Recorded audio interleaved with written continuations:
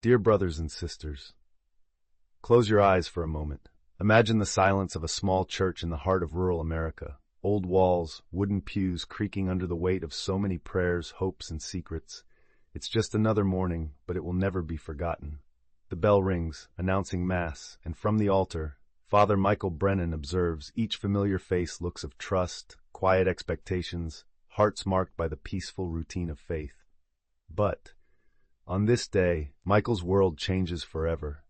What could shake the seemingly solid rock of such a serene parish? What makes men of faith tremble inside? News explodes like thunder on a clear day. The Pope has opened an unprecedented discussion on priestly celibacy.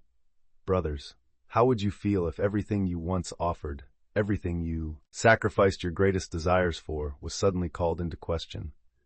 Look within yourselves. Is there conviction or doubt in the face of the unexpected? Before we continue, I have a special invitation for you. If your faith has ever been shaken, if you've ever felt a deep calling put to the test like this video, subscribe and share your experience in the comments. Your voice is essential to this community and to the reflection on this story, which might, who knows, be similar to yours.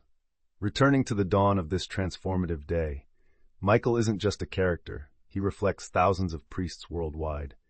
Upon receiving the news, there are no immediate applause or revolt. There is silence, the silence of someone hearing an earthquake approaching. The sacristy phone rings countless times. Parishioners ask for clarification, priest friends exchange anxious messages, and the local radio repeats the headline, Pope Francis questions centuries of tradition by calling for a discussion on priestly celibacy. The routine of that village, until then untouched, plunges into unrest. At the coffee shop, it's all anyone talks about. Children watch adults whispering, ladies pray more quietly, and even the church bells seem to ring less confidently. Michael, however, can't just shut off the world. He will inevitably be called to respond. Allow me to ask, how does a shepherd offer answers when even he, within his own heart, finds no certainty? How does he look into his people's eyes and be a rock when inside he's quicksand? The priest spends the night awake, reading and rereading the Pope's words, searching, who knows, for some secret line, a hint of tranquility. But all he finds is a new door opened.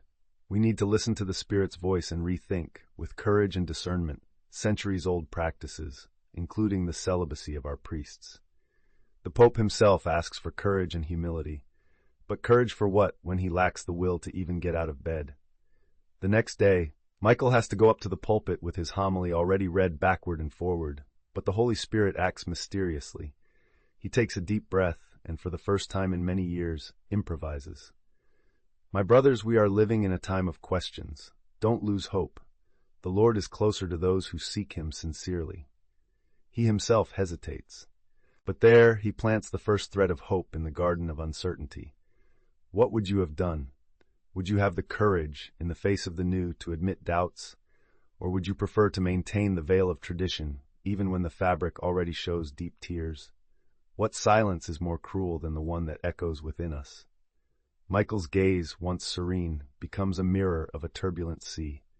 For years, he embraced celibacy as a sacrament and a response to an absolute and indivisible love. And now, the Pope, the one to whom he swore filial obedience, shines a light on a dormant topic. What to do when trust turns into doubt and zeal falters? Father Michael feels the abrupt weight of all the years he made choices that, beyond dogmas, were marks on his own flesh. His commitment, though genuine, had cost him friends, moments, smiles, and that very human tenderness, often stifled by the obligations of the altar. Behind the smiles and blessings, Father Michael is a man alone. Looking at the crucifix in his small room, he feels a mix of pride and bitterness. Had it all been in vain?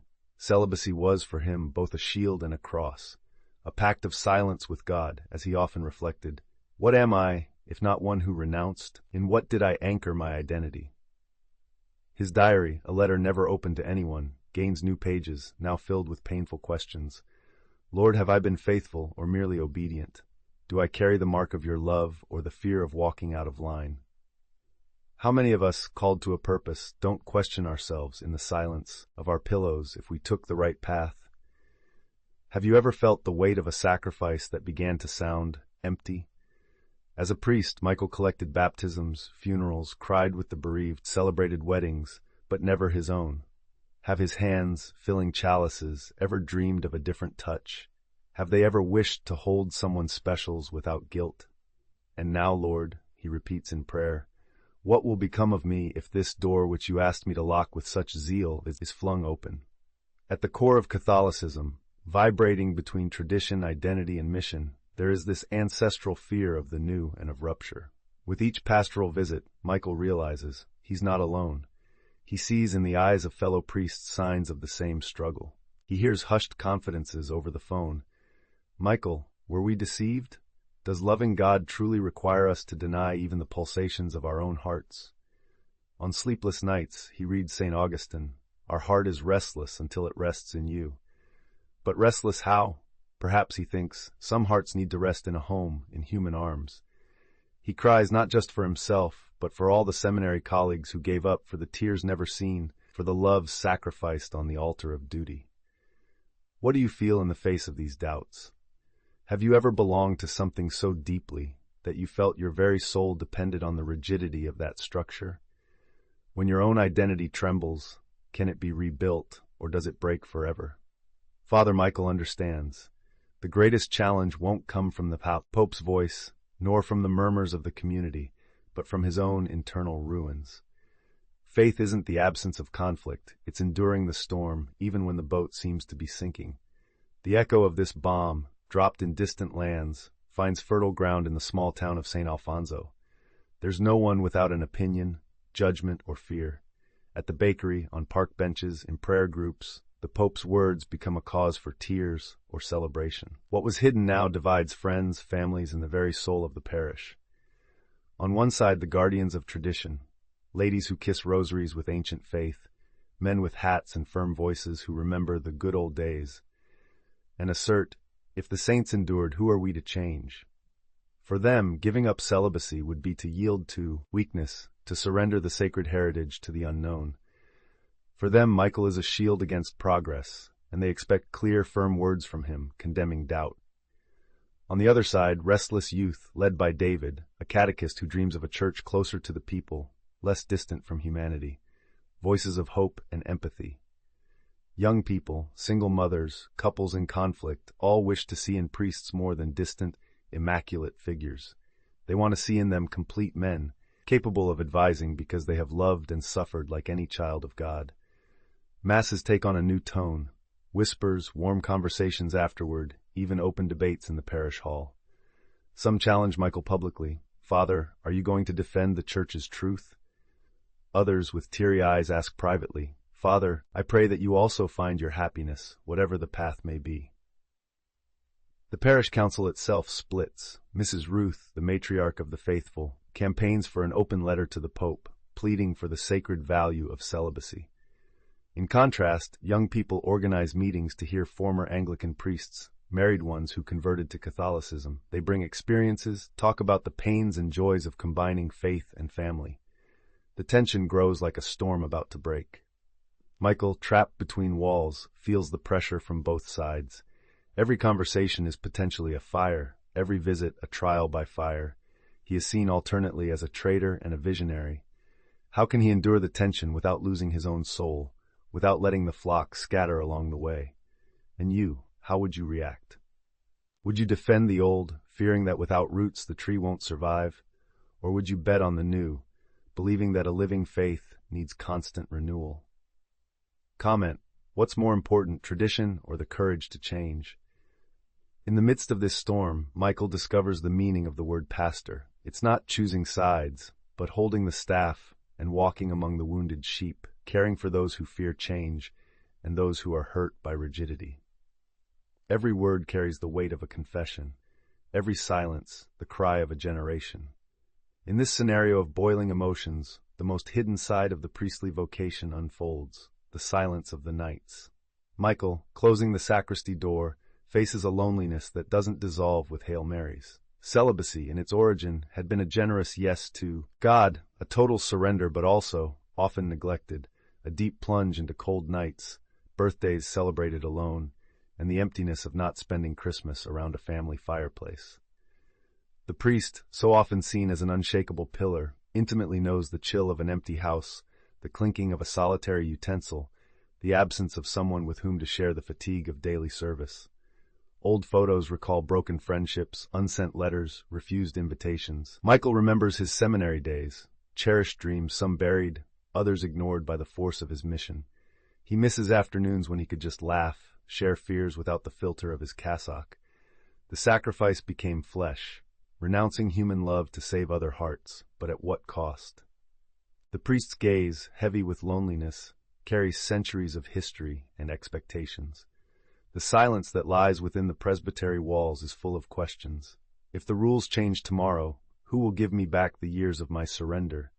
How can I carry so many scars of denied love? How many priests, incidentally, share these scars without ever daring to confess? Scars of those who desired what could not be, scars of withheld hugs, loves never lived. Michael doesn't flee the altar, but there he misses, for moments, a secondary altar, one where true feelings could be offered without fear of sin. On one of his walks in the countryside, Michael comes across elderly couples sitting hand in hand on a park bench. He feels a pang of envy, quickly replaced by guilt. For him, for decades, love was always between the lines of sacred scripture. But what about the psalms composed in the silence of home, in the laughter of grandchildren, in the discussions of everyday life? Is there no room for that holiness also in priestly life? He looks at the sky as if confessing to the stars. He knows in the depths of his humanity that every sacrifice leaves marks, and that true holiness, the one that happens in vulnerability, begins when we dare to expose our wounds to God Himself. Brothers and sisters, have you ever stopped to reflect on the invisible costs of choices and sacrifices made in the name of faith, duty, family? Every choice builds bridges, but inevitably erects walls. Isn't it time to rethink, together, how to be more welcoming, to judge less? If you've made it this far, comment on your experience, be it of loneliness, courage, fear, or hope. Your story, like Michael's, can transform lives. Like, subscribe, share this video so that this reflection reaches hearts thirsty for understanding and compassion. The truth, brothers and sisters, is that the Church's history was never made only by elders. Throughout the centuries, young men and women, full of ardor and restlessness, also carried the flame of faith. Just open the scriptures to see the apostles, still immature fishermen, young at heart, crossing perilous seas to announce salvation. And that's what Father Michael began to realize, that while the elders feared changes in the Church's structure, the young deeply yearned for a church that was closer, real, embodied. And this difference in vision ignited like embers under the carpet of St. Alfonso's parish. David, the young catechist, was the one who started the fire of sacred restlessness. At 26, and with vibrant faith, he approached Father Michael after Mass, his eyes shining brighter than the Church's own stained-glass windows at dusk. "Father," he said, "I love our faith. I love tradition. But something inside me says we can be more welcoming, listen more, live closer to reality." And he asked, straight to the point, "Is celibacy essential, or was it just a historical path chosen over the centuries?" Michael sighed deeply. There he was before him, a mirror of himself, decades younger. He saw in David's face the same sparkle he himself had at 20, when he entered the seminary. But he also saw in him a courage he perhaps had never cultivated, the courage to confront sacred questions frankly and publicly. It wasn't an isolated meeting. Young adults began to gather in the parish hall, asking for biblical formation and reflection on sensitive topics, affectivity, sexuality, vocation. They asked for space, and where the Church once offered only memorized answers, now they pleaded for listening. They said, "We don't want to destroy, we want to participate in building." On the other hand, and no less legitimate, the elders felt threatened. Mr. Lucio, sacristan for 43 years, was direct. "Father, these boys will relativize everything. When we put personal desire above sacrifice, it will be the end of vocation." The tension was visible at every coffee shop table, in every neighborhood garden, and even more so in the church pews, where in recent months the faithful began to sit less mixed, almost as if positions on celibacy created invisible trenches between front and back pews. And what did Father Michael do? He listened. He decided to be a bridge. He gathered young and old for a night of sharing. He lit candles, placed a crucifix in the center of the room, and said, "The cross has two axes, one that reaches to heaven and one that opens in a horizontal embrace. Let none of us destroy this by trying to prove a point. Today, we are not here to win arguments, but to make Christ present among us." And that night, for the first time, tears were shared along with laughter and timid nods between generations. David sat beside Mrs. Ruth and listened about the 60s. Lucio listened to stories from young people tired of distant and cold priests. The truth is, where there is honest sharing, the Spirit blows. Father Michael realized this, and perhaps, just perhaps, this crisis was in fact a kairos, a favorable time for renewal. And you who are listening to me now, have you ever felt torn between respect for your elders and the audacity of the new? Have you ever feared that change would come as an assault and not a blessing? Write in the comments. Perhaps your generation has a key that another lost, and vice versa. The Church needs this, listening, depth, and reconciliation. And then, like a tide that starts shyly and suddenly invades the beach, Father Michael began to be noticed outside the limits of St. Alfonso. His name arrived through letters and messages, first discreetly, then in official invitations. News of his reflections and intergenerational meetings spread beyond the hills of his parish. First, a neighboring diocese asked him to preach a retreat on listening in contemporary tensions. Then, a theological center in Chicago wanted to interview him. Little by little, Michael stopped being just a small-town parish priest and began to become a national voice, albeit a shy one, in the dense forest of Catholic debate. At first, he held back. "Who am I to speak for so many?" he asked. But the same spirit that had unsettled him months ago now urged him to cross physical and emotional boundaries. He knew deep down that he was being called not to be controversial, but to be a witness to a divided but faithful heart, a witness to a faith that undergoes transition without abandoning obedience. He agreed to participate in a conference in Boston, one of the most important events on the North American Catholic agenda, aimed at leaders and theologians. The theme, the future of priestly vocation. There on stage, in a simple cassock, with eyes marked by sleepless nights and a soul tattooed by months of prayer and listening, Michael stood up. His first minutes were of almost sanctified hesitation. "My brothers and sisters, before any position I share, I want to confess, I have come this far with more questions than answers. But it was by walking amidst fear and prayer that I discovered that faithfulness is not in rigidity, but in openness to God's will, even if it hurts us." And there he narrated his journey, the small village, the Pope's announcement, the division of the faithful, the pains of loneliness, the nights written in tears. He didn't speak in the name of progressivism or conservatism. He spoke as a son of the Church who deeply loves the body that also wounds. The audience fell silent, a silence that says everything. Sometimes, the world doesn't need brilliant ideas or powerful theories. It just needs someone who lays their own heart on the table, wounded, vulnerable, true. Finally, he asked the question that at that moment seemed to reach the divine. Can celibacy not continue to be a gift, but also an optional path? Does preserving the surrender not require listening to the stories of those who have already given everything? And in response, he didn't immediately hear arguments or attacks, but applause. Lots of it.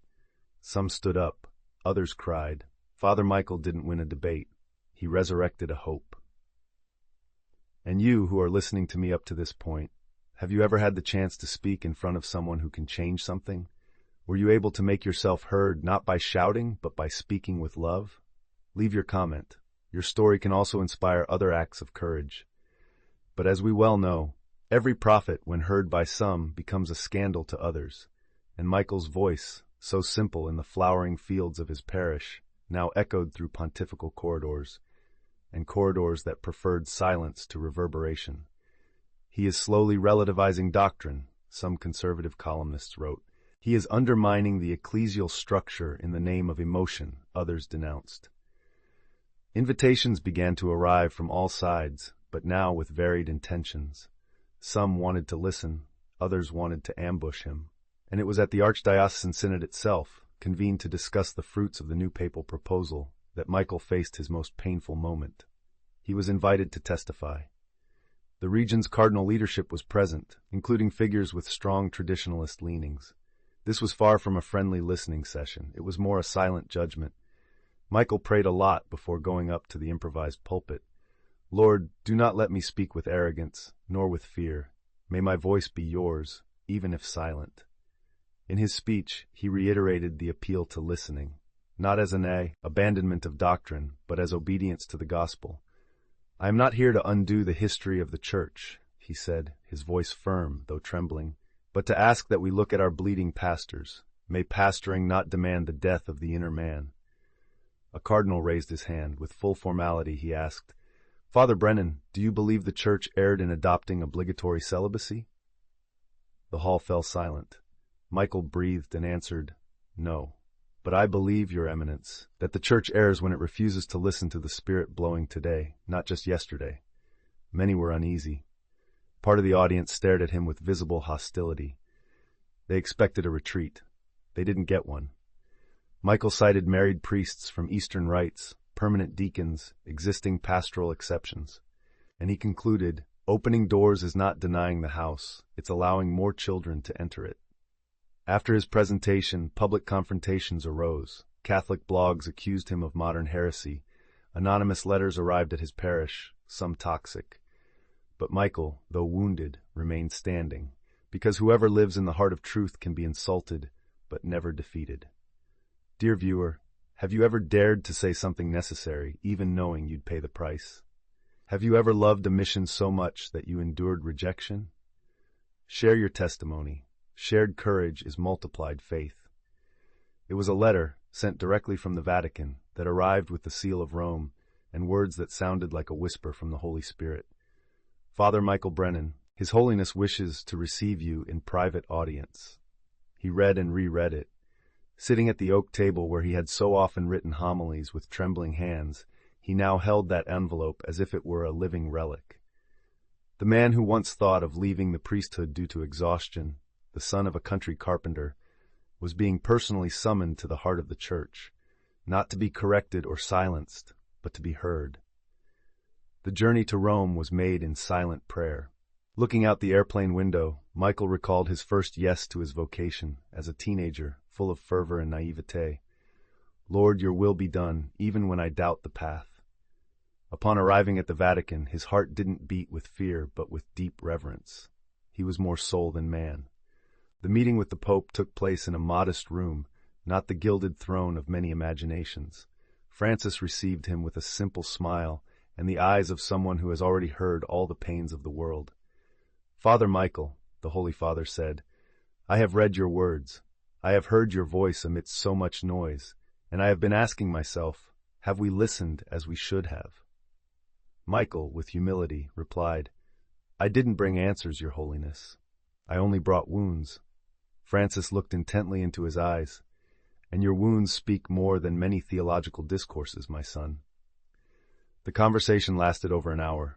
They spoke of loneliness, the weight of faithfulness, of old priests who abandoned the priesthood, of communities abandoned due to lack of vocations, of young people who no longer accept a faith disconnected from flesh and life. And then the Pope shared something unexpected. Did you know that before I was Pope, I also wondered if I could have been a father, a husband? Carrying loneliness is more of a cross than a medal. But the maturity of faith, my son, is knowing how to distinguish between what the Spirit brought forth for a time and what He is asking for now. Not to please the world, but to preserve the gospel. Michael felt his tears fall, not from pain this time, but from deep relief. After all, the most powerful man in the Catholic universe also knew the weight of questions. No one there was an icon. They were men anointed, called, but men. Where do you wish to go, Your Holiness? He asked, respectfully. Francis replied, I want the Church to remain faithful but not sick. I want priests to be shepherds, not martyrs of isolation. And I believe this time demands pastoral courage from us, not to abolish celibacy, but to allow it to be a gift, not an imposition. Since that meeting, Michael left with a different demeanor, still drained by the intensity of the previous months, but like someone who had touched eternity for moments. You, brother and sister, have you ever experienced a moment when someone in authority revealed humanity? When were you seen not as a mistake, not as a threat, but as a whole person and truly listened to. This scene teaches us something precious. Even the highest in the hierarchy of faith have doubts. St. Thomas doubted, Peter denied, Mary wept, and Jesus himself in Gethsemane sweat blood. And yet they all continued because they made room for the Father's will. A few months after that intimate and fraternal meeting between Pope Francis and Father Michael, the Catholic world witnessed a historic decision. The Pope announced the opening of the possibility of ordaining married men as priests in regions with a critical shortage of vocations, especially in the Amazon, in the poor interiors of Africa, and in parts of the United States. The decision did not abolish celibacy, far from it, but it updated the Church's pastoral heart, recognizing that the Spirit blows as it wishes, where it wishes, and through whom it desires. In the official words of the papal communique, celibacy remains a treasure of the Latin Church. But pastoring requires concrete discernment. Where there is a flock without a shepherd, we will allow men proven in faith, already married, to assume the episcopal ministry as a pastoral exception. Father Michael, upon reading, fell to his knees, not because he saw himself as victorious or satisfied, but because he witnessed what only true faith allows, the almost miraculous harmony between preserved tradition and a renewed heart. It wasn't a rupture, it was a step, a moderate, responsible, but profoundly significant opening. It was the lesson of the Acts of the Apostles lived today. When the disciples needed to accept the Gentiles, the Church gathered, prayed, and decided to open itself. It seemed good to the Holy Spirit and to us. Michael realized that he was in some way in history not as a vain protagonist, but as a humble, anonymous person on the path of discernment, like a John the Baptist for voices yet to emerge, like someone who prepared the ground, not for his victories, but for the seed of the kingdom to germinate in soil prepared by tears and listening. Other priests, some distant, others intimate, began to express their gratitude. Some who had left the priesthood for love of their wives or because they could no longer bear the isolation now resent letters asking for reconciliation, offering to return as servants and not as critics. The Church was making space for sincere and mature love to coexist with evangelical radicalism. And this was not rebellion, it was reverence for the present time. And you, how do you feel about this decision? Relief? Fear? Doubt? Write in the comments. Faith is built this way as we walk. Back in his small parish in St. Alfonso, Father Michael was no longer the same man. He still celebrated Mass with reverence, still advised young couples and visited the sick. But something had changed. His heart was lighter, more whole. The church walls now seemed more alive, not because of the paint, but because of the life that had returned to flow within them. It was no longer about keeping everything firm on the outside, but about healing from within. His preaching took on a new tone. It remained orthodox, yes, but human, affectionate, embodied. Where before there was only judgment and catechesis, now there were also tears and listening. The young people returned, the elderly relaxed. The parish, which once defined its pews by opinions on celibacy, now gathered to pray for priests around the world. In a moving gesture, the community held an overnight vigil. Each faithful person took a candle and wrote the name of a priest they would pray for. Michael cried when he saw his name on dozens of candles. Shortly after, in a conversation with David at the foot of the altar, he heard, "Father, you taught me that it's possible to be faithful without being closed off.